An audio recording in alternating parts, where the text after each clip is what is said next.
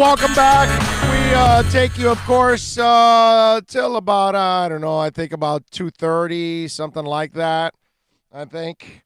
I was watching Derrick Henry the other day, and they were, talking about him and a new contract. And so he was quoted when they asked him about a new contract. He told the NFL Network that Zeke Elliott's contract is the floor. And Zeke Elliott got paid 6 years, $90 million. $50 million guaranteed, $28 million in a signing bonus. Now, when Derrick Henry tells you that the Zeke Elliott contract is the floor, Zeke Elliott is a better running back. Okay? Because he can catch the ball. Derrick is not a great pass catcher. He'll catch the ball and, do a little something, but it's not really his strength. So Zeke is more of the complete back. But where Derrick Henry's got the Tennessee Titans by the balls is in a couple things. One, he's your entire offense. Okay? Nothing happens without that guy running the ball. If he's not running the ball, your offense is not effective at all because you don't have a quarterback that can carry you, right?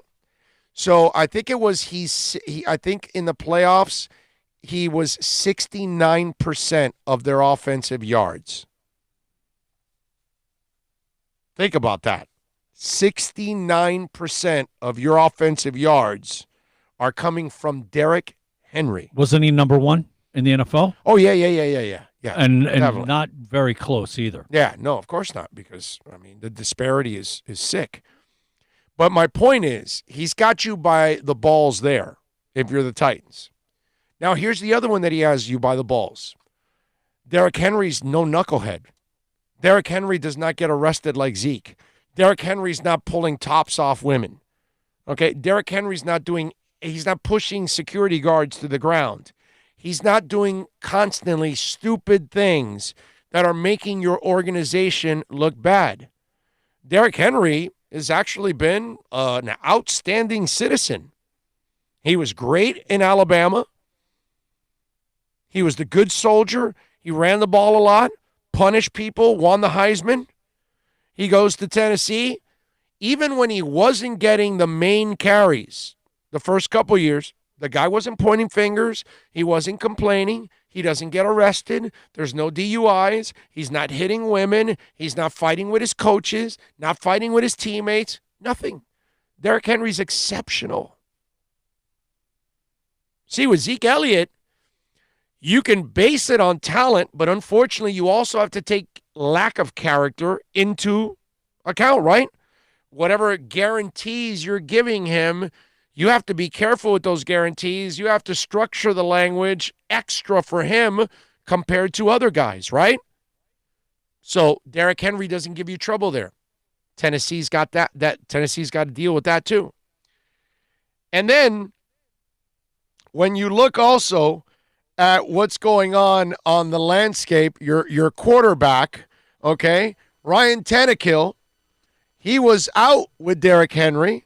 And then you'll hear him, saying some stuff, and listen to the TMZ guy ask him a question. He's the best running back in the league, right? No doubt. Yeah. No doubt. They should he be the highest paid running back in the NFL? Pay the man. So you hear him say drip, drip, drip, because Derrick Henry's taking pictures. He's at a red carpet thing.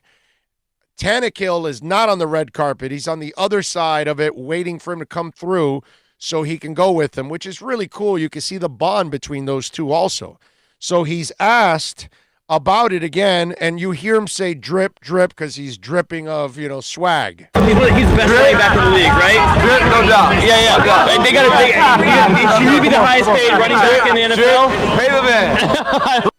And so he says, pay the man. And that's cool of Ryan. Ryan's a good dude, man. Just because I don't think he's ever going to be a franchise quarterback, I don't got anything personal against the kid. I laugh more at you guys out there that actually still think he can be a franchise guy. But because he's not a franchise guy, you need Derrick Henry more than ever. And those negotiations, I don't know how they drag on too long. I don't know if you really want to piss this guy off. You know what I mean? Because if I'm his agent, I'm like, all right, when we sit down and have this conversation we are talking about the most important person on this offense, correct? Because it's not your quarterback. Okay?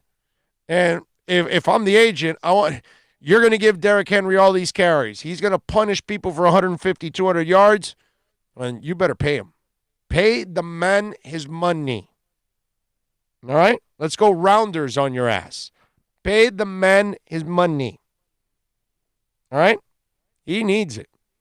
But I just thought it was really cool and funny, too, that Ryan is there, cheering on his guy, saying pay him, because Ryan knows how important he is to the offense and to him.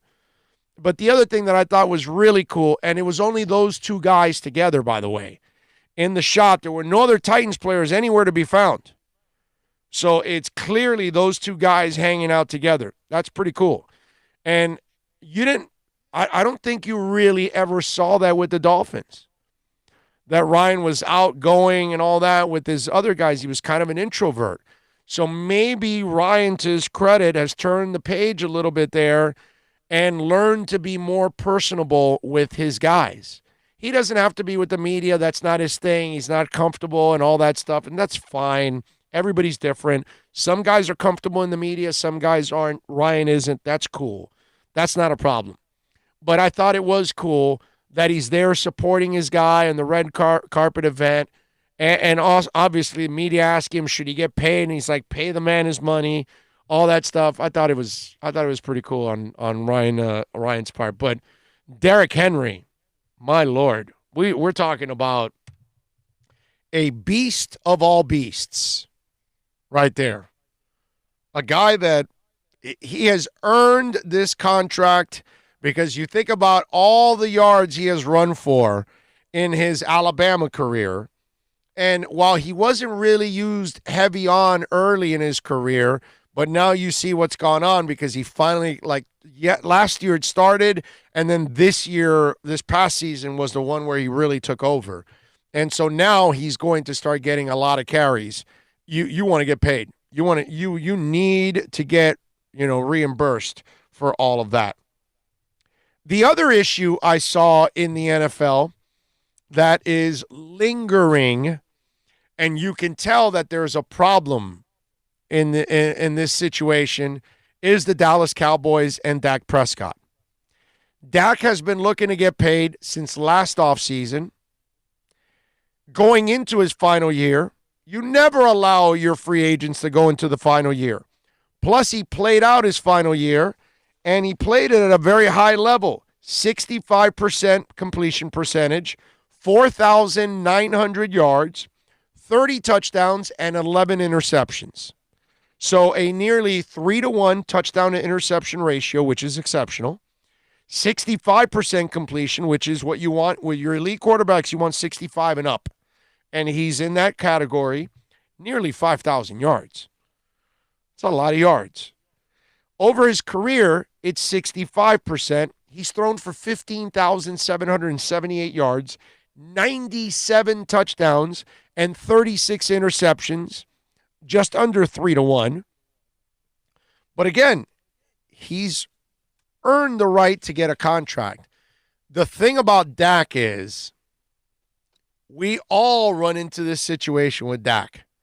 And I think the Cowboys do too. None of us can say Dak's a bad quarterback. You can't say that. That's stupid. It's ridiculous. He's obviously a very good quarterback, maybe not an elite. And that's the problem. That you still don't feel that Dak is the guy that when things break down, he's the guy that's going to raise everybody around him. He's been a really good and an exceptional facilitator. He's had a really good offensive line, and he's had an exceptional running game with Zeke Elliott, right? And this is why when you look at Dak Prescott's situation, it's really weird. It really is, because normally teams would have paid, and Jerry pays all his guys. But Jerry is now stuck like his front office. And by the way, maybe it's more the front office than Jerry. If Jerry was not leaving Stephen Jones to handle all of this, he might have paid Dak already. But the fact that they haven't paid Dak, that tells me they're thinking what I just told you and what I think. I think Dak Prescott's a good quarterback. He's just not a great quarterback. I don't put him in the Russell Wilson category. I don't put him in the Pat Mahomes category. I don't put him with an elite Brady. I don't put him with an elite Rodgers. I don't put him with an elite Drew Brees. You know, some of these guys are older, so they've lost a little bit on their fastball, but they're still really, really, really good. I don't put him in that category. So how do you pay him that? Because that's what the market bears. That's what the market calls for. Because when Kirk Cousins doesn't deserve that money, he's getting it, and he's getting it guaranteed. When Jared Goff gets that money, which is proving it now, he doesn't deserve it, but he's getting it. It's weird because that's what the market dictates. And in the past, I think Jerry Jones would have already given him that money. And the fact that Dak banked on himself and went in through 65% and almost 5,000 yards and 30 touchdowns and 11 interceptions, he did well banking on himself. Now, the question is, will they pay him or will they franchise tag him? Because now Dak is talking about possibly not reporting to camp if he doesn't have a long deal in place. And now you're adding a new head coach, new scheme, all that stuff, and the leader of your team is not there? That's not a good look for Dak. It's not a good look for the front office, and it's certainly not productive for your football team. Now, if you think this is something that is going to drag on with Dak because he's kind of steadfast on wanting a long-term contract, well, then you need to draft a quarterback also this year. If you're the Cowboys, you got to think about having another quarterback in here just in case this thing drags on, which I don't think it will. I think they will, get it done eventually. But maybe early on they don't. Maybe we have some ugliness between Dak and the Cowboys. But I thought it was an interesting twist now that it seems like Dak could be willing to hold out. That, my friends, is not good news for the Cowboys are a mess as it is. It's a team that just doesn't get over the hump because of Jerry. But now you've added a new coach, and he's got to deal with this mess coming in, that the quarterback is not happy that he hasn't gotten the contract that he feels he deserves. And look, if he's asking for $37 million a year, $40 million a year, is he really that guy? That's the problem. And that's where I understand what the Cowboys are doing. But, man, they are playing with fire right now. Dak feels slighted because he saw how Zeke was treated. And he would come to them and say, hey, am I not on the same plateau as Zeke? And he sees Kirk Cousins getting paid. And he sees Jared Goff getting paid. Yeah, but just because somebody else makes a mistake doesn't mean you have to. Yeah, but this is the basis of where we're at. Yes. We just got a coach now. Bill, we just got a coach now that got hired $10 million a year. Gruden. Where did they get that? Right? Don't you think all the owners were cringing when they gave Gruden that contract because they're like, you bastard? You now just the guy that's never done anything in NFL, the Baylor guy with the Panthers, another one. Right. He got I think it's 7 or 8. 76, 77 million. Oh no, he is making 10. He is 10. He is. It's 70 over 70. 7 over 70. Yeah. So 70 over 7. So it does not become, as big as Gruden's, obviously. Right, because 10, but it's still 10. Yeah. So for a guy that's never done anything in the NFL. Right. So you've ruined it, and that's what happens in this league. So Dak and his agent see all that money that all these other guys are getting. They go, well, no, my guy deserves the same amount of money. And then you remember it happened to us with Tannehill. When they gave Tannehill that contract here with the Dolphins, at that time, that was considered like, whoa, you're paying him that kind of money? He's not that kind of quarterback. But you had no choice because that's the market. The market is 30-something million if you have a franchise quarterback, 40 million. It was 30 a couple of years ago when Cousins signed his. He got the 3-year, almost 90 million. Now it's gone. Don't leave out Alex Smith. That was another contract that was like, what? Yeah, exactly. But that's what's going on with this. So you've got to pay Dak, but he's really not elite. And so this is the problem that some teams are going to run into.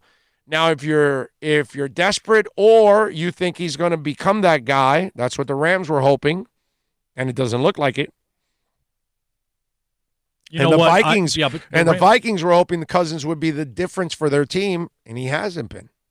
The Rams were their own worst enemy. They should have seen, based on the Super Bowl performance, that without Gurley, this guy's a different animal. And that was another contract that went really south on them. Todd Gurley. That's a bad deal right there.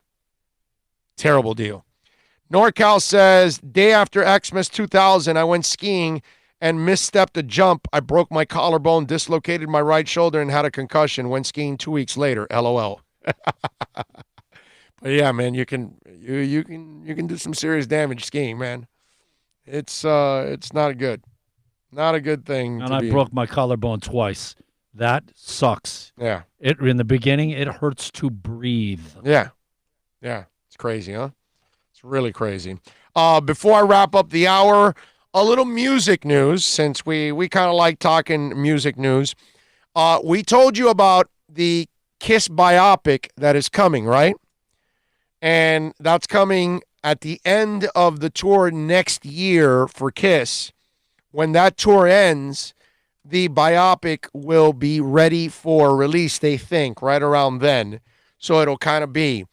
But I'll tell you what, I'm looking forward to that one. But I'm actually looking forward to another one because when it comes to Southern rock, I am one of those big-time Southern rock fans. I know there aren't a lot of people that are Latinos that have, a Cuban background and they love Southern rock. But I'm one of those. Maybe it's a little Wajito in me. But I love Southern rock, man. And Skynyrd, obviously, is one of my favorite bands of all time. So the biopic that chronicles the plane crash is going to take place. And it killed several of the original members of Skynyrd, including the frontman, Ronnie Van Zant. It's set to premiere February 16th in Hollywood. It's called Street Survivors, which was the name of that album, the true story of the Lynyrd Skynyrd plane crash. And it tells the story of the ill-fated flight through the eyes of the band's former drummer, Artemis Pyle. The musician survived the tragedy and helped pull fellow survivors from the wreckage in the moments following the crash. And the story, he says, my story is not just about the plane crash, but also about my personal relationship with the genius that was Ronnie Van Zant, whom I love like a brother and still miss to this day, Pyle noted in his press release. The drummer was a consultant on the film, working with screenwriters and directors Jared Cohen to make the project as historically accurate as possible. Talk surrounding Street Survivors movie began surfacing in 2016. The project's long road to the big screen was not without incident. In 2017, a judge halted production following a lawsuit from the families of crash victims Van Zant and Steve Gaines, along with founding band members and remaining Skynyrd guitarist Gary Rosington. The suit alleged that Pyle's involvement and subsequent profit from the film would be a violation of an agreement made by the band's surviving members in '87. An appeals court overturned the decision in 2018, paving the way for the film's release. Sad that all this bitterness is in the middle of it, but for those of us that are fans, we kind of want to see this. The premiere of Street Survivors will take place February 16th as part of the Hollywood Reel Independent Film Festival. The movie will expand to theaters nationwide this spring with video on demand and an official soundtrack released, both scheduled for June 30th. Okay? Can't wait for it, man.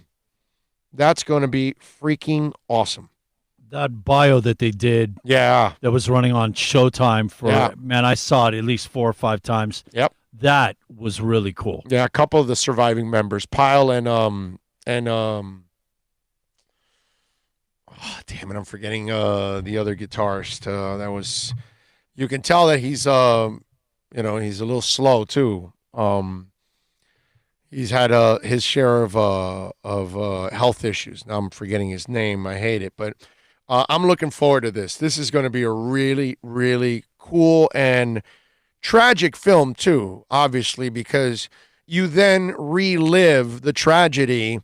And those of us, like myself, that are monster Skynyrd fans and have all their music and listen to them all the freaking time, okay? I mean, I can't get enough listening to Skynyrd. I really can't. It's one of my favorite bands. Not just Southern rock, just one of my favorite bands. I don't even think Lynyrd Skynyrd gets enough credit for their greatness. Okay? Put it that way. I don't think they get enough credit for that.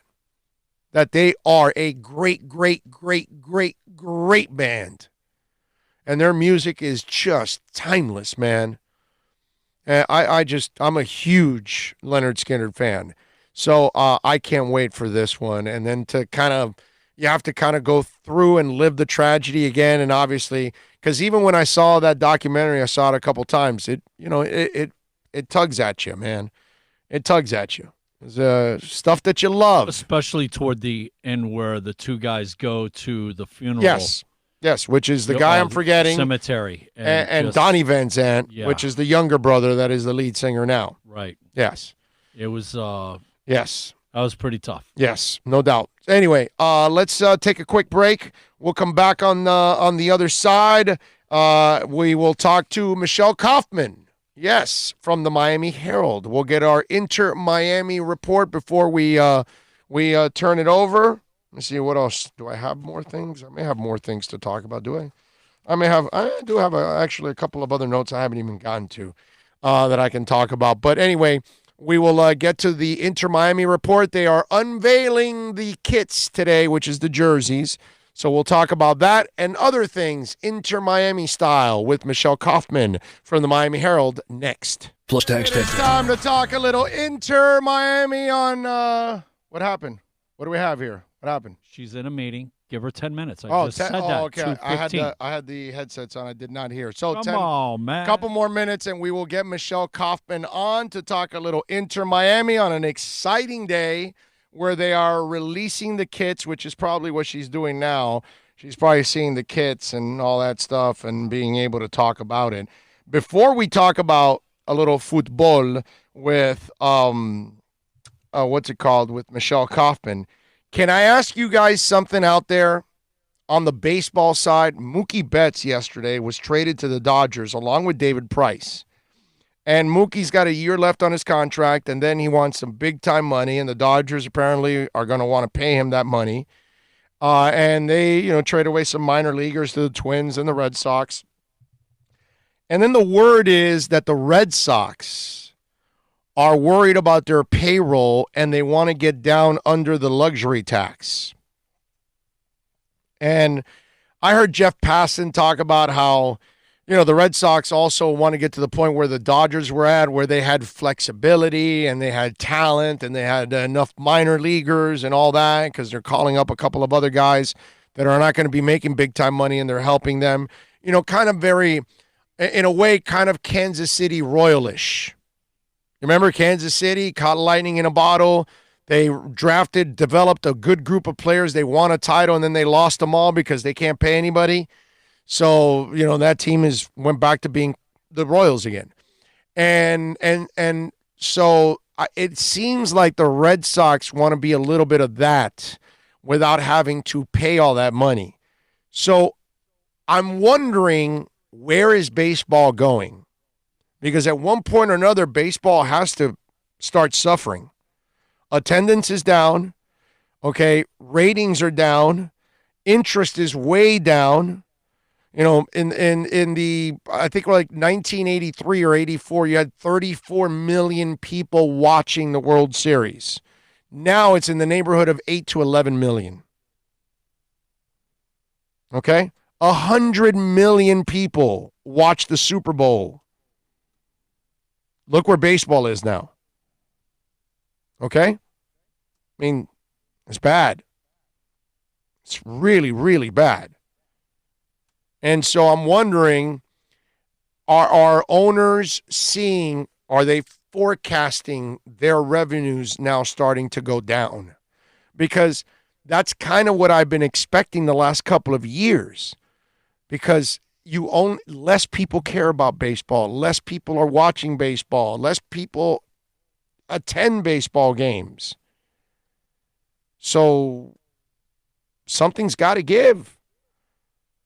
And when you see the Red Sox wanting to get under the luxury tax threshold, I grew up in a world where the Red Sox, the Dodgers, the Cubs, the Yankees, money's not supposed to be an object for them.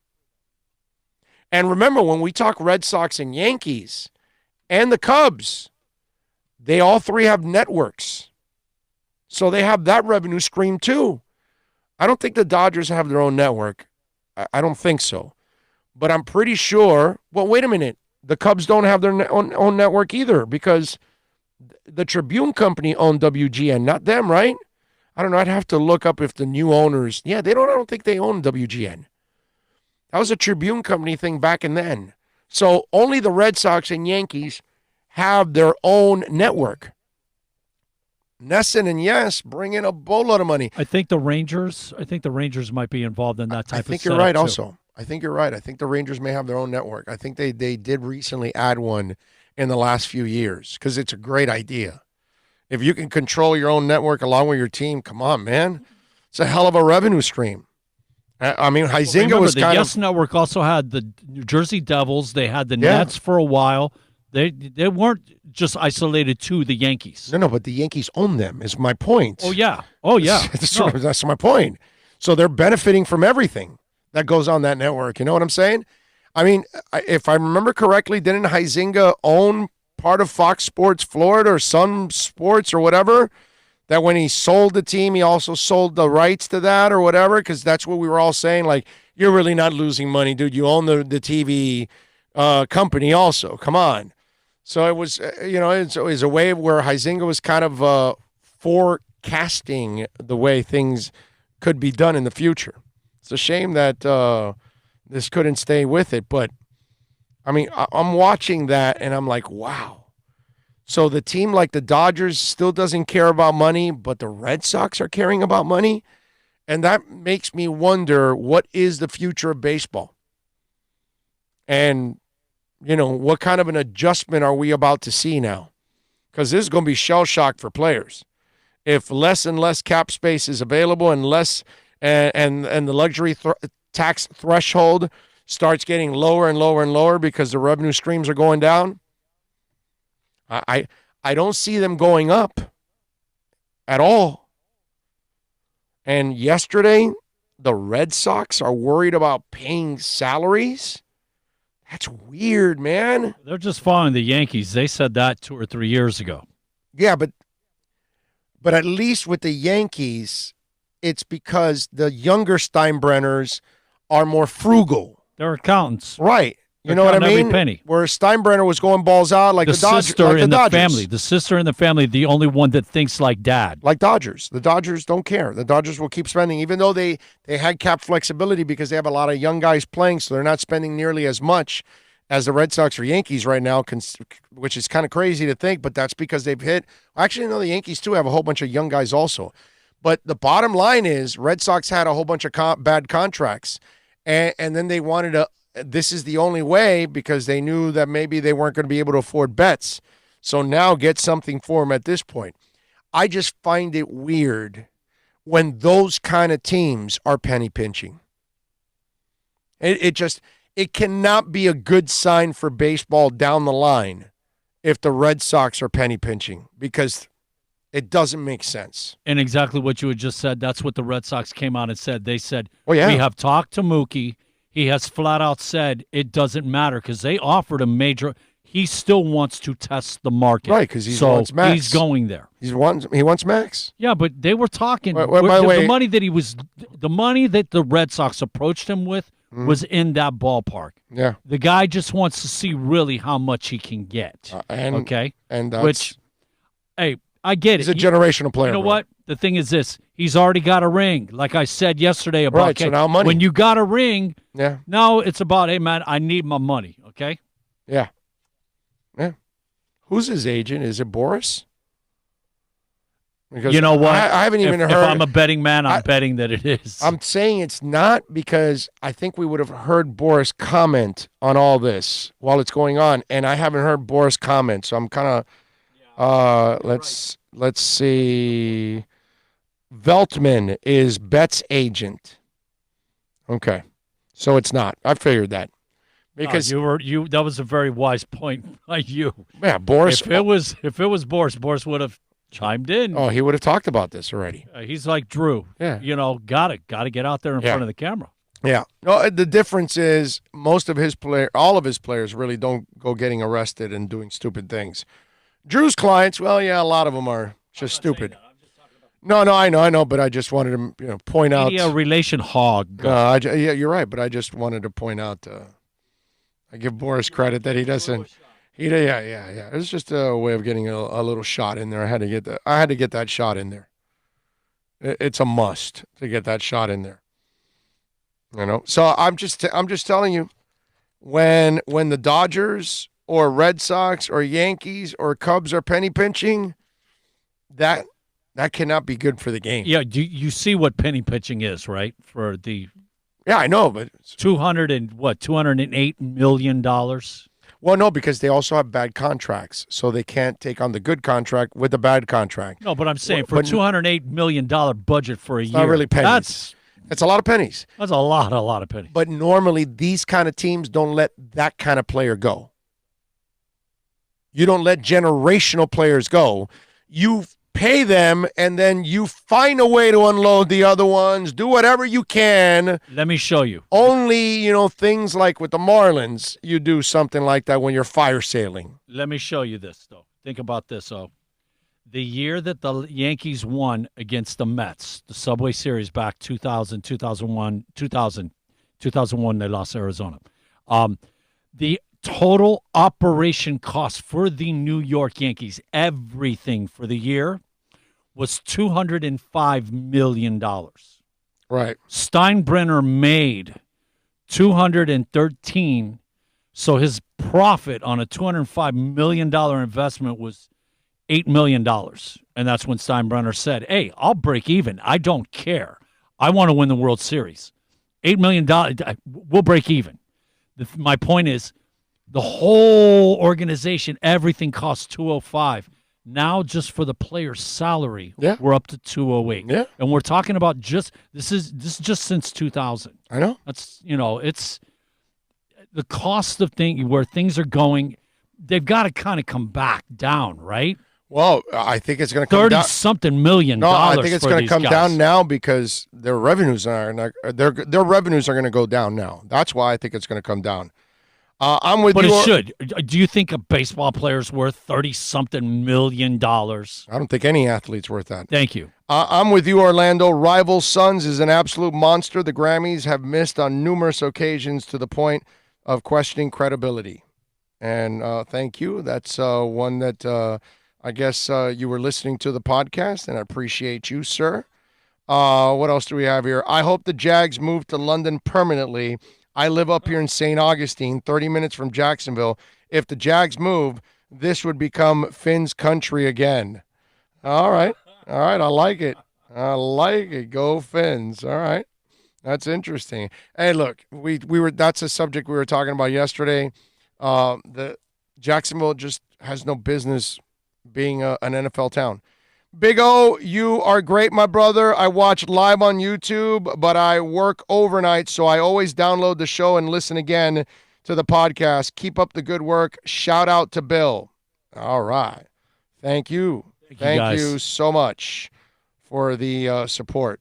That is awesome, man. You guys are absolutely phenomenal, and you could always chime in on the accidentlawfirm.com text line like those folks did. That we've always got it going on every single day. And, I answer it day, night, all the time whenever it's coming in. Make sure you give us a thumbs up also when you're watching the show there on YouTube, as always. What else do we have here? Ty from the Bronx says, Big O, the Cubs would have had their own network this year, but because of financial restraints, they have to wait until their financial restraints subsides. Okay, I didn't know that. Thank you for giving me that nugget. But financial restraints, again, it's just weird, man. Weird. All right, we have the talented one, Michelle Kaufman. She is ready to rock and roll. All right, we are ready to have Michelle Kaufman for you, sir. All right, we are ready to talk a little Inter Miami here with Michelle Kaufman, of course. And today's the big day, Michelle. Today's the big day, the big jersey reveal, 8:30 p.m. tonight. Okay, and where can we go see that? Is it social media? Will they do it on TV? Social media. If you go on, MLSsoccer.com will have it. If you go to any of the Inter Miami social media sites, they are ready. They've got all their pictures and videos and everything ready, and they're doing it in New York. They've combined MLS. It's the 25th anniversary of MLS. So they're doing all kinds of anniversary celebrations throughout the season for the 25th season. And one of them is the jersey reveal, new jersey reveals, road jerseys for the entire league. And of course, this will be the first time we see the one for Miami and for Nashville. So they're going to be in New York City tonight at a big sort of a fashion show type event. The teams were each asked to bring 2 models, and it could be players, it could be, celebrities, and so some of the LA teams, I think, are bringing a couple of actors to come do it. Some musicians are coming. For Inter Miami, I thought it was kind of cute, they chose 2 of the kids from their academy team, a 13-year-old and a 14-year-old, 2 Cuban-American kids from Miami who are, really good academy youth players, and they've got them modeling the Inter Miami shirts tonight, the away shirts. Okay. The home shirts are going to be revealed in Miami sometime in the next 2 weeks. Right. So we're going to see the away shirts only tonight. Right. And we won't be able to buy them till later in the month, like 2 weeks from now, I think. That's what Caneswear told me, that they get them, I want to say, in another week and a half, because what are we right now? It is the 8th. I think they say it's like the 3rd week of this month or something is when they get released. I think they're going to be on sale. Yeah, they've got other merchandise on sale, warm-up shirts, T-shirts, hats, and all that stuff you can get. But the actual shirt, the actual kit, by the way, yesterday some Twitter follower of mine was very offended that I used the word road jersey and said, "This is soccer. You're not allowed to say road jersey. Those are American sports phrases." And I'm like, "Listen, buddy, we are in America. That's right. I can use whatever phrases I want to use." Yeah, yes, there are people who call it a kit and a pitch and 1-0, but we're in the United States, and we do have a lot of fans who are new to the game or who, don't follow the game overseas. Some do, some don't, and we're not pretentious, my husband says. So, the one thing I'll say about soccer fans, and it drives me nuts, and, I've been covering this sport for 25 years now. I've gone to 6 World Cups.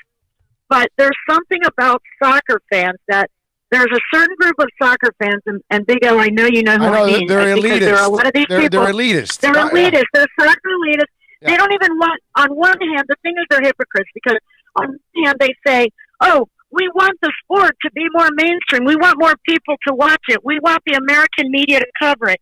And then when the American media goes to cover it with their football writers and their baseball writers, then those elitist ones are like, oh no, they don't really know the game, and then they're using the wrong phrases and blah, blah, blah. And they want it both ways. Like they want to be, they feel that they are somehow better soccer fans because they also, watch EPL all weekend or watch La Liga, or because they follow USL or they follow whatever. And that's fine. If you want to follow all those leagues, I mean, that's great. I think that's wonderful. But it doesn't preclude other people from being soccer fans or from being mildly interested in it. We don't have to, talk down to everybody who's not a diehard soccer fan. And I feel like it's kind of an insecurity. Like, get over it.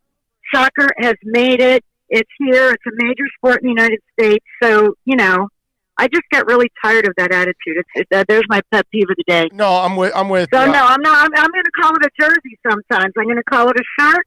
Sometimes I'm going to call it a jersey, but I'm not always going to say kit and I'm not always going to say nil, and I'm not always going to say pitch. I'm with you. So I'm with you. deal with it. It's gonna, and we're gonna call it soccer, not football, sometimes. And it's soccer. We don't call it football. We don't call it football. In American, we call it, American, they call it American football. We call it the NFL or football, and we call soccer, and that's fine. There's nothing wrong with it. It doesn't make the sport any less by the word we use. So there's my rant of the day. Okay. I'm with you. All right, so tell me about the new player that they signed, Mr. Velasquez. Yeah, Will Trapp. Will Trapp. Well, they also signed a Colombian midfielder, Sebastian Velasquez, too. But let's go with Trapp because that's a big acquisition. No. Sebastian Velasquez is Miami FC. Oh, that's right. That's it's not Inter Miami. That's right. That's right. Miami FC. That's right. My bad. No, Will Trapp, everybody is, I cannot tell you, I don't know this guy. Every single person that I know who's anybody in MLS has sent me emails and texts saying, you are so lucky that you're going to get to deal with Will Trapp. This guy is one of the best human beings in all of Major League Soccer. He's going to be a team leader right away. They said the same thing about Luis Robles, the goalkeeper. And I can already tell. I interviewed him yesterday by phone they're in Bradenton this week training at the IMG Academy. They're coming back on Thursday. But anyway, he was the captain, basically. He was at the Columbus Crew for 7 years, and he was the captain almost from the start. He was beloved by the fans, beloved by his teammates, just an all-around great guy, but apparently just sort of felt like he had reached a ceiling there. He was a homegrown player there, so he's from Ohio, was on their academy team, was signed by the club, and felt that he and the club made a mutual decision that for him to really advance and become the level of player he wanted to be, that he should get a fresh start and go somewhere new. And so this worked out, and everybody is just raving about him, saying that this guy is, is going to be like captain material. He's just like a born leader. And, he's going to be a guy who's going to help. He's going to help acclimate the young players onto the squad, which is really important on this team because you've got these Latin American kids who have never played in MLS, and some of these older MLS veterans are really going to be very instrumental to keep the squad together.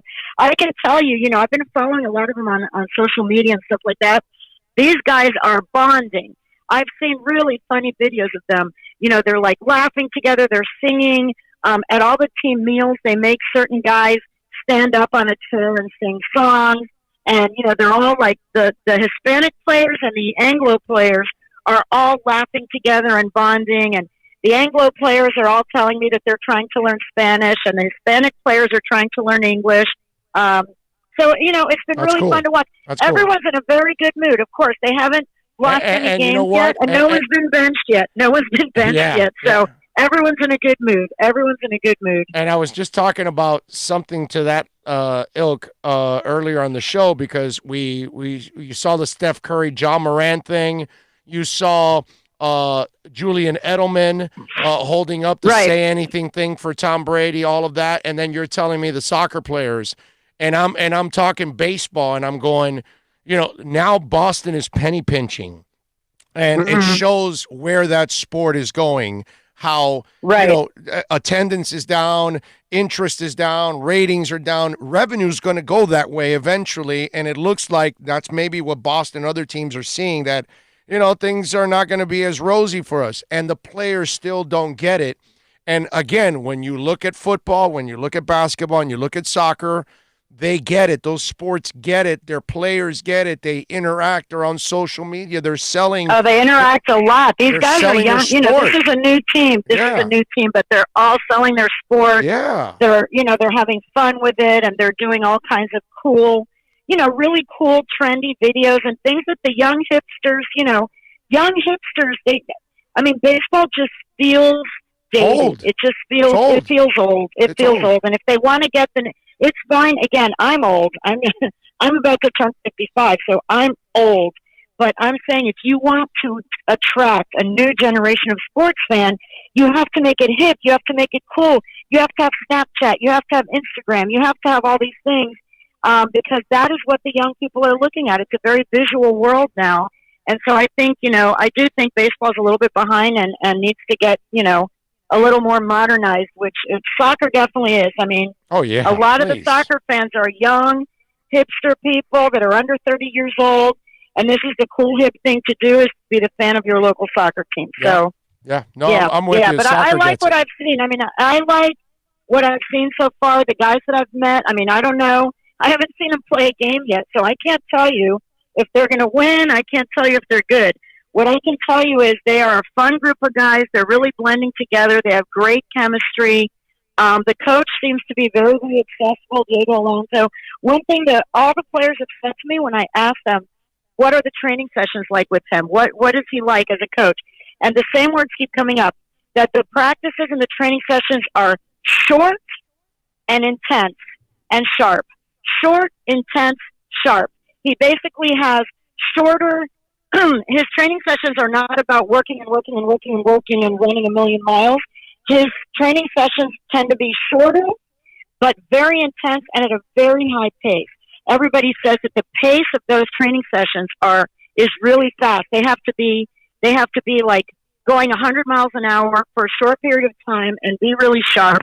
And that's what he's looking for. He's looking for, pace and precision and hard work in a smaller amount of time.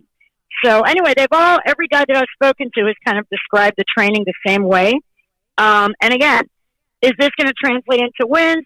I have no idea. I don't know what their lineup is going to be. That yet, we don't know because they're still waiting. Yes, we are still waiting for the two DPs.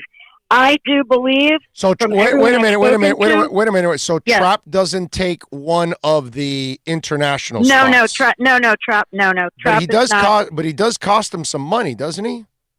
He cost them some money. Yes, $100,000 that they had to send the Columbus Crew. Okay. But no, he doesn't count toward that. They still can have two full DPs, with big salaries and all that stuff. And one of them, I think, is going to come from Mexico. One of them is going to come from Mexico, probably from Monterrey, from the team that Diego Alonso coached. I believe that they're going to get a player from over there to come, who was also being wooed by European teams. And then the other one is still. They keep telling me, Michelle, be patient. This is happening. We are negotiating, even though the window is closed in Europe. That just means that European teams can't add players, but those players can make deals to come over here at a later date. And even though they've been saying all along they don't want summer, they don't want someone to come in May or June, it may end up coming to that. But they have assured me that there is going to be the DP with the name that, with the, I don't know, if, they don't say name, but with the resume that people are waiting for. So I'm going to be patient. I'm going to give them the benefit of the doubt. They have their first scrimmage this Friday, closed to the public and closed to the media, against the Charleston Battery this Friday in Fort Lauderdale. And then the following week, I will be at their game. Their first real game is on the 15th in St.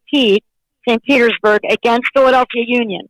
So they will be playing a real game against another MLS team in St. Pete, and it's open to the public. It's free, and I will be there reporting on that. So I think we'll have a much better idea on February 15th. What do they have right now, and what's still missing? And maybe by then, there may be a DP in place because that's already almost 2 weeks away. So we'll see. We'll see what happens.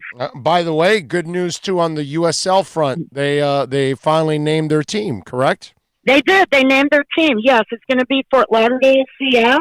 So they're going to give Fort Lauderdale, which they deserve. The city of Fort Lauderdale has gone out of its way more than the city of Miami, to be honest. I mean, I'm a Miami native and a 305 flag waver, but Fort Lauderdale has done so much for that franchise, and they deserve to be represented on the uniform and on the name. And so that team, and plus that team is going to be based in Fort Lauderdale full time, no matter what. So that is a Fort Lauderdale team. That is not a Miami team. That is not Inter Miami. That is a Fort Lauderdale USL team that's going to train there. It's going to play there, and they should have a Fort Lauderdale identity.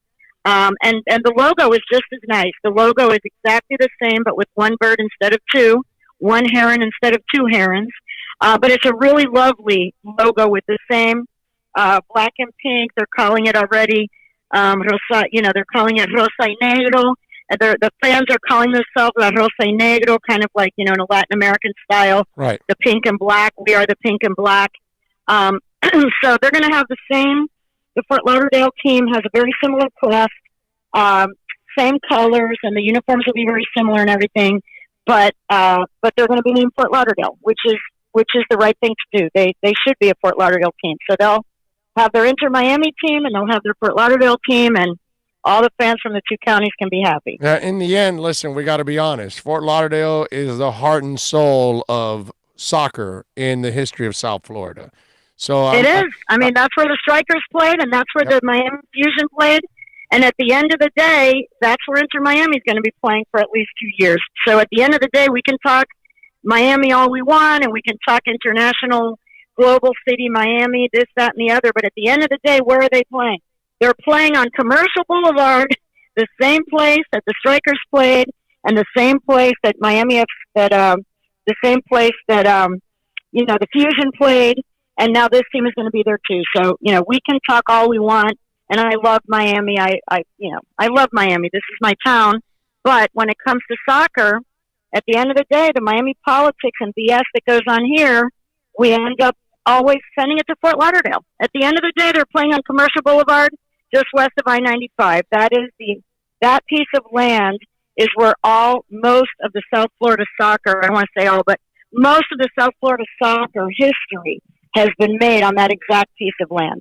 So let me ask you, speaking of politics and crap, are they still overcoming the politics and crap over in Miami to get Miami Freedom Park? Because you said that they were still on target for like 45 days from now or something. Claiming 45 days. Every time I talk to him, he's been saying 45 days, that they're going to, they will settle on a lease in 45 days by the end of March is what he's saying. And, they're planning to break ground sometime after that. So we'll see. I've been doing this so long, and I've heard so many stories and so many promises, and, I believe things when I see them. But he is an optimist by nature. Jorge Mas is an optimist by nature. He gets a little bit overexcited sometimes, I think. He's never done sports business before. Sports business is very different from Mas Tech, which is technology is his background. But anyway, so, I think they're going to settle on the lease in the next 45 days. That's what he says anyway. And then they'll break ground sometime after that. We'll see. Yeah. Time will tell. And by the way, I became even more jealous of you. I just realized this. One of your road stops is going to be Nashville. Yes. That's I love Nashville. Awesome. Yeah, I love Nashville. And to have the two new teams play against each other, that's going to be cool. And Nashville is a great city. Oh. Great city. My daughter looked at Vanderbilt, and we had never been to Nashville. And we went as a family to Nashville to check out Vanderbilt. And we're like, whoa, where has this city's always been here and we've never been? And David and I, we travel around, and our daughter, we've traveled all over the world, but we had never been to Nashville. And that is definitely a really fun city. Great food, great music, great vibe downtown. I know. Very alive, very vibrant. So, But they're having more trouble. Believe it or not, as much as we're complaining and people saying things about Inter Miami, their club up there is having very serious problems with their stadium issue. Much, much worse than here. I mean, here at least, these guys have spent over $100 million and built this facility, which is going to be very nice in Fort Lauderdale. The pictures that are coming out and the videos, I mean, they're getting, it's finished. They're getting it finished, and it looks really nice. Everything is in black, pink, and gray. It looks very modern. In Nashville, they've got nothing going. They've got all kinds of political problems, and there is no B plan. There's nothing being built, so they've got some problems up there. What are they playing in some existing stadium that was there or something? Yeah, they're playing in the football. Yeah, they're playing in the football stadium. Oh, they're going to play They're going to play where the Titans play. Yeah, I think that's where they're going to be playing at the beginning. Oh, that sucks because then you know how it is. It's so big. You're only going to feel I don't know. But I have to look. I have to actually see. I think that's what it is, but I'm not sure. I think that was going to be their temporary plan, but I'll look it up and let you know. Next time we'll talk about. I'll do a little more research on Nashville. That's interesting. All right, do we know? I mean, this is. I'm sorry if I put you in an uncomfortable spot here. Do we know when they release the kits for for the USL team? Because I'm going to buy those too. I'm dying. I don't know. That one I Okay. don't know. Okay. That one I don't know. I just know about tonight at 8:30 is Yeah. when the MLS one, the Inter Miami one will come out. So it'll be the road shirt, the away shirt. I'm not supposed to use the word road. Which will be the away black one. shirt from Which will be the Kid. black one. Because the Yeah, pink, yeah, it the should be pink the one's dark going to one. be home for the heat. Yeah. You're going to have the lighter color, of course. Exactly. That's what I think too. Yes. Yeah. Yeah. So anyway, so that should be fun. So look for that, and that's that. I actually have Okay. to go. I'm writing 3 stories today. I'm writing I'm writing a marathon feature on a very interesting runner, and then tonight I have to cover the UM basketball game against NC State at 8:30. By the way, Mm-hmm. at the same exact time as the jerseys being revealed.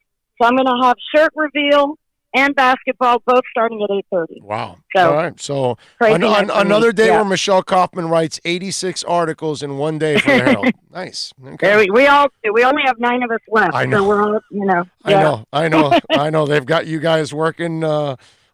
Super Bowl week. How many stories did you write? Oh, I wrote a lot during Super Bowl I week, know. and we all did. I mean, we all went to the game. All of us, all 9 of us were there, and we all wrote. Some people wrote multiple stories. So yeah, everyone's been very, very busy. I can't say I follow Very busy. everybody as closely as I follow you, but I know from following you, I don't know how many stories you wrote, but they got their money's worth at the Herald from you last week. They are getting their money. We're working hard. But as long as I'm employed, I'm still happy. So. That's damn right. Damn right. Follow her on Twitter at Koff Sports. Catch her incredible work and all tons of articles at the Miami Herald website or at your doorstep. Michelle, as always, you're the best. Thank you for taking some All time. right, thank you. All right, be take care. Have a good day. You got All it. right, bye. There you go. Good. Michelle Kaufman. How about that? 46 articles for her today. That's all. That's all. She's at the basketball game and she has to cover the jersey unveiling too on top of all that. That's today's media, man. Yeah, the Canes played North Carolina State tonight. Yeah. saw What that. do you think? She was lying? No. Well, dude, I wasn't listening. I'm over here cutting up segs. Hey, my job is to bust your balls, okay? Well, That's you do my a hell job. of a job on that, though. Damn straight. Damn straight. Anyway. That actually is right before the Heat game, right? I think it's 8:30, if I'm not mistaken. The Canes. No, the Heat game's at 10, dude. No, that's what I'm saying. The Canes it's game before. is before. Yes, yes. We got a little something to watch before. Yes. And at least we don't have stinking Panthers tonight. It's tomorrow. They're going to give us, a break here. I didn't want Panthers, Heat, and UM. It's like enough already. So yeah. That game last night, man, it was so playoff. Yeah. It was so great until that. I'll tell you what, man, that 3-man overtime period, the ice is so open, and it's all about I'm keeping the puck. No, it's and super fun. You keep the puck. It's great. Like, once you lose possession, It's great. oh, crap. It's great. No, it's great. It's great. It's awesome. I can't complain about that. 4 hours and 10 minutes of programming is enough? Yeah, I don't think we're going to have enough segments today, man. Yeah, no, I think so. 4 hours and 10 minutes. Yeah, because we started at 10:30. It's 2:40. You got another 5 minutes in you, man? Yeah, no, I can actually. I got a couple of things here I can talk about if I want. Do you want to leave some stuff on the floor? Yeah, we'll leave some stuff for tomorrow. What the hell? We'll leave some stuff for tomorrow. You know what? I was thinking about this. Let's not wait till we get off the air. What time do you want to start tomorrow? Considering we're 10, 10:30? No, tomorrow is normal. We're doing 11 we're o'clock. at Toyota of Hollywood. Everybody, 11 to 3. we're doing 11 Yeah, to 3 tomorrow's the tomorrow. normal time, 11 to 3 at Toyota of Hollywood. Okay. Just So, to yeah. give them a heads up, you know Yeah. what I mean? Yeah. Tomorrow Hey, will be surprise, we're on at 11. 10:30. Hey. If you subscribe to YouTube, it gives you the warning when we're up. So, and we always tweet it out. Right when I get on, I always tweet out we're on the air and all that and give you guys the link out there. And I love all of you out there for always supporting us. Although I will say before I go, J-Lo and Shakira, did you know that their halftime ratings, 103 million people watched J-Lo and Shakira at halftime? Okay, these are the ratings. Now, here's where this will freak you out. All right? It's something that I wanted to talk about that we could leave it on the floor, but as the days go on, it gets to a point where you don't want to talk about it anymore. But I thought this was an interesting stat. So 103 million for J-Lo and Shakira. Maroon 5 was last year. What's the percentage in the increase from Maroon 5 to J-Lo and Shakira? What do you think? If I gave you an increased percentage, give me a number. What do you say? Did it quadruple? No, just give me a number. The quadruple is 300% or 400%? No, it's not going to be 400%. No, you said increase. Like they went to 103 million. Maroon 5 would be like 25 million. Well, just give me a Four number. times. Give me a percentage number increase. I bet at least 50, 60%. 4% increase? That's it? Told you. That's it. That's it. Now I'm thinking about this, right? The 4% increase is the guys that chose to sit there. The rest of the guys went back outside and, hey, I'll watch it later. Fired up a stogie. Fired up a stogie, cigarettes, couple drinks. They're BSing, whatever. Yeah, the women are watching at halftime. We're out here BSing. Or they went out to go get something for the party or whatever it is. We ran out of booze. Yeah, that kind of stuff. Because, this is what I'm thinking, you didn't gain any women from this. Because Adam Levine leads Maroon 5 shirtless. So you got all the women anyway. The year before for the shirtless dudes, then they just stayed for J-Lo and Shakira so they could just either admire or nitpick. Oh, yeah, no, her ass looks a little fat. You know, that kind of, you know, women come on, which both of their asses were like fine and tight and everything. But, you know, there's some woman out there that's kind of jealous. She looks a little fat there. You know, what did you see that cellulite? And there's no cellulite. You know, whatever. But that's it. 4% increase from last year. Okay? Pre-game show had 21.6 million people, best rating since 2016. The Super Bowl ratings, 102, so it increased at halftime. Okay? 1.3% total viewership was up for the Super Bowl. It was the 10th most watched Super Bowl in history. The KC market had 62% rating, a 97 share they had watching the game. Okay? That's pretty crazy. Last year's Super Bowl with New England and the Rams was at 98.1 million, which was the first time since 2009 that they didn't cross the 100 million mark. Now remember, that game was 13-3. It was really boring. So maybe that's why you lost a lot of people. So if you're asking, because this Super Bowl was number 10, who are the top five? Top five. Number 5, 2017, 111.3 million, 0.32 million, New England and Atlanta. Number 4, 2012 was the Giants and New England, 111.35 million. 2016 chimes in at number 3, Denver and Carolina, 111.9 million. Number 2 overall, Seattle and Denver, 2014, 112.2 million. And the number 1 most watched Super Bowl of all time is the Pete Carroll decision in 2015. Pats and Seattle, 114.4 million people watched that game, which it went all the way down to the wire, that game. Okay, can I say something? Because this is actually your viewing blah, and this is based on Nielsen ratings.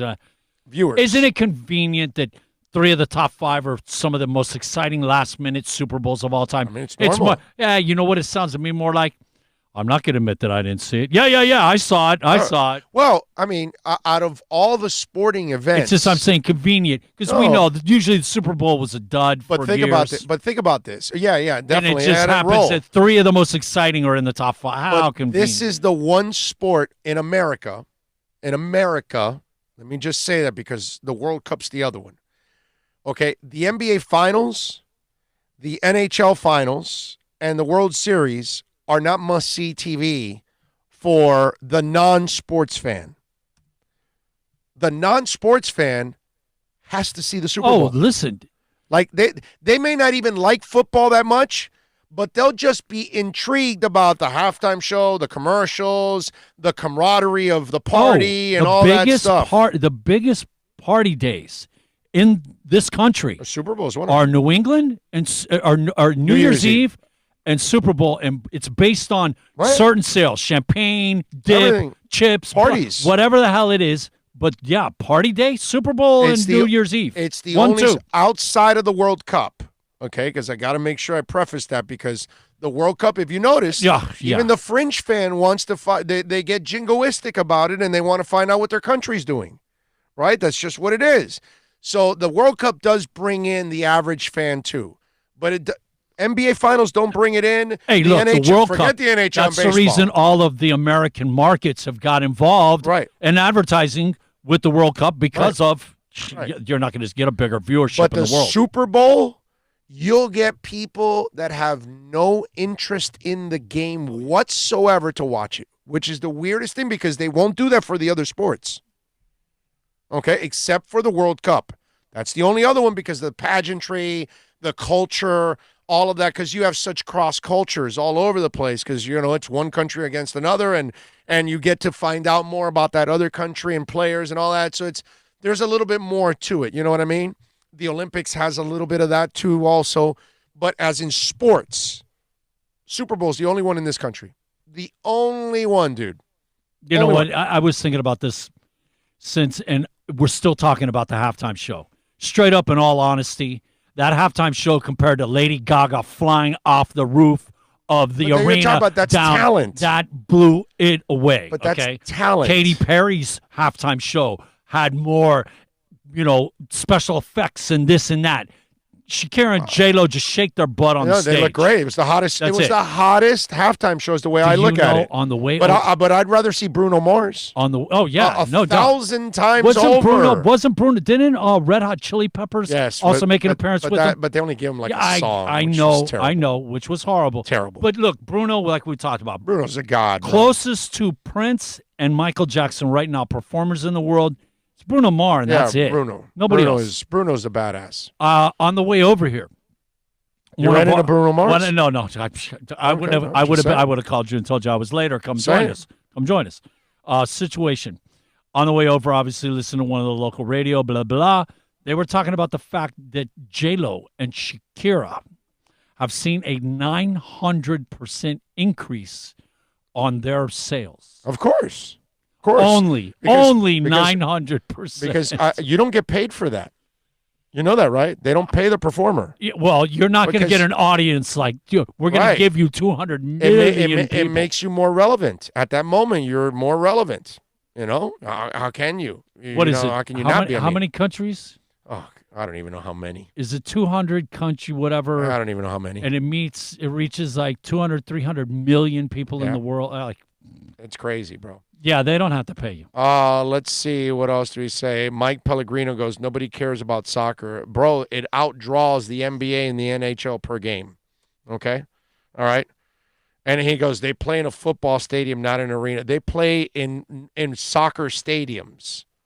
Okay? Unless you're Atlanta I and you don't- need it to be at the new stadium because there's 68,000 people showing up. Hey, Mike, I get it, my brother. You don't like soccer. You don't know shit about soccer. You don't know anything about soccer. So you run your mouth and you pick on soccer. I get it, my brother. I understand. I deal with you anti-soccer people all the freaking time. And because you don't like soccer, you got to crap on it. But the facts are they didn't start playing in bigger stadiums. They started the MLS over 20 years ago, and they were playing in small stadiums that were smaller than arenas. Now they play in arenas and stadiums that are bigger. Why? Because there's more of a demand, my brother. You can add 10 more thousand seats to a bunch of these arenas. They're not going to draw anymore for basketball games. There's a difference. There's more interest growing in soccer. But I get it, Mike. You don't like soccer. See, this kind of discussion never really works because when you don't know about soccer and you don't follow it, you can't talk about it. Get it? But I follow soccer and boxing and hockey and football and baseball and basketball. I follow it all. I'm a fan of it all. So I'm educated to a certain extent about it all. When you're not educated about soccer, don't talk about it, man. Don't talk about it. Because it's a powerful sport now. It's the most powerful sport in the world. The MLS is not a powerful league yet, but it's a moneymaker, man.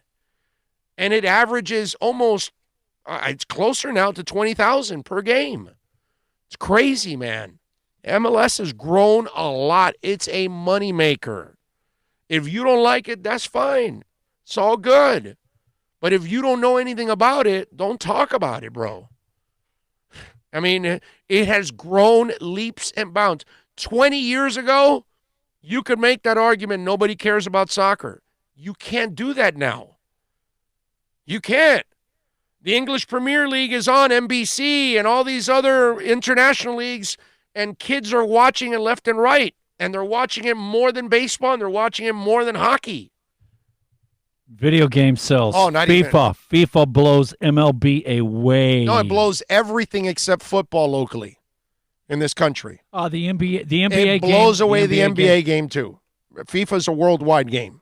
Well, I'm just saying here, Yeah. I know FIFA destroys MLB. Yeah. Oh, yeah. It'll destroy MLB, NHL, and I bet it destroys the basketball one too.